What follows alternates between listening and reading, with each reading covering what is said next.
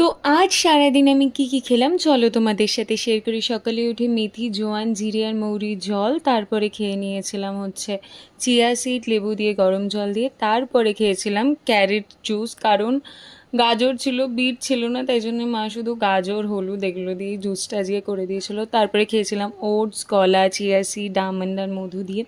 দুপুরে আজকে লাঞ্চে মা বানিয়েছিল হচ্ছে তিল বাটা, তার সাথে চিংড়ি মাছ বাটা, পাতলা পাতলা মসুর ডাল আর ডিম ভাজা। খুব বেশি কিছু ছিল না। তারপরে খেয়ে নিয়েছিলাম তরমুজ। গরমকাল, তরমুজ তো এখন বাজারে খুব ভালো পাওয়া যাচ্ছে। আর এই তরমুজটা বাপি এত মিষ্টি, এত সুন্দর এনেছিল, খুব ভালো খেতে ছিল। আর সন্ধে মানে ওই একটু সন্ধে রাত্রির দিক করে আমি বানিয়েছিলাম একটু পাস্তা। প্রচণ্ড খিদে পাচ্ছিল বলে ক্যাপসিকাম, সুইট কর্ন সব কিছু দিয়ে হোয়াইট সস পাস্তা বানিয়েছিলাম, তো ওটাই খেয়েছিলাম। তারপরে আর কিছু খাইনি। ডিনারে একটু রাত্রির দিক করে খেয়েছিলাম আম। অনেক দিন বাদে মানে আমি ফার্স্ট এইবারের মশরুমের আম খেলাম। তো দ্যাটস ইট ফর টুডে।